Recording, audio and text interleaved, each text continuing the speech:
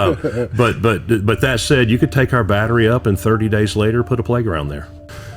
You know, that's a great question. I think that when you go back to 2008, when Steve Amendola started the company, he had a vision for, you know, where storage the need was going to come for in the future. You know, probably at the time, and there's when you just take wind and solar, and you're grabbing that density of what I'd read a stat one time on a plane that the sun delivered enough energy back to the earth every 2 minutes to meet all of mankind's demand for a year.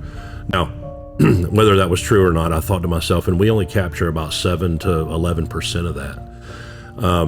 If you could capture it and store it, you wouldn't have businesses that need to go into curtailment or monitor their energy consumption from 2 to 6 in the afternoon, and they could carry on their business as normal. That curtailment would need to be storage and then brought back to the grid when the demand was higher, even if we just stored it at night.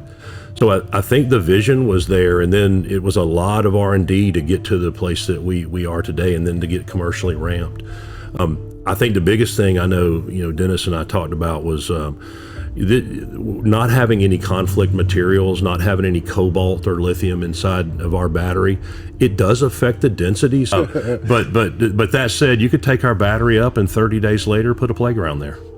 And just that statement in and of itself, along with the thermal runway impedance, really talks about it's going to be a little bit of a premium over lithium, but when you take the rare earths, no conflict materials out of it, what decommissioning looks like, what recycling looks like just with normal recycling processes at the end of life, those type things all really matter. And I think it was a vision of the founders to really see this need and us to work alongside lithium, not trying to compete. Lithium's got its spots it's good in, and we're good in the spots that we're good in, whether it's arbitrage or grid resiliency or frequency adequacy, that type thing, or the curtailment to make sure we're not hearing from the utility or the off-taker that everybody's getting home from work, we're starting to peak.